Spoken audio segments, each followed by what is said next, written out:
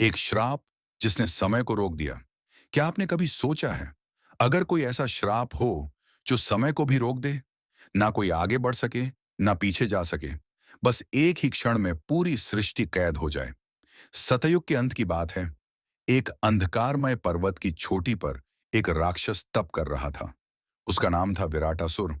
उसकी सांसों से तूफान उठते थे, आंखों से बिजली चमकती थी, और उसके चारों ओर समय खुद धीमा पड़ जाता था। हजारों वर्षों तक उसने कठोर तप किया, न दिन का भान, न रात का। अंततः ब्रह्मांड कांप उठा और प्रकट हुए स्वयं सृष्टिकर्ता ब्रह्मा जी। उन्होंने कहा, मांगो वत्स, क्या चाहते हो? विराटासुर की आंखों में अंधकार था।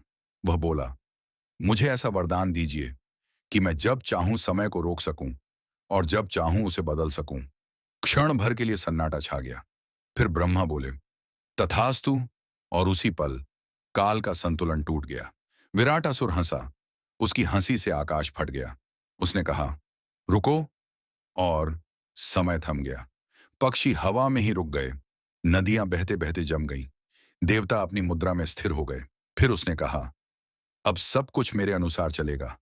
उसने युद्धों को पलट दिया, राजाओं को मिटा दिया और इतिहास को अपनी इच्छा से लिखने लगा।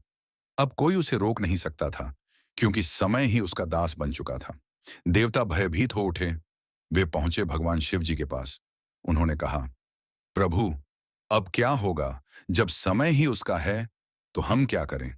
शिव जी ने आंखें खोली और केवल इतना कहा, जहां समय रुकता है वहां महाकाल जागता है। अचानक एक गहरी गर्जना हुई। अंधकार फटा और प्रकट हुए स्वयं महाकाल। उनकी आंखों में अनंत काल था।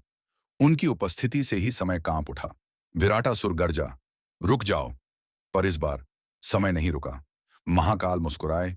जो समय को बांधता है वह स्वयं समय से बंध जाता है। एक क्षण में उन्होंने विराटासुर को उसके ही जाल में कैद कर दिया। अब वह खुद एक ही क्षण में फंसा रह गया, ना आगे ना पीछे, बस अनंत काल तक स्थिर। महाकाल की वाणी गूंजी, शक्ति जब अहंकार बनती है तो उसका अंत निश्चित होता है। और उसी क्षण समय फिर से बहने लगा।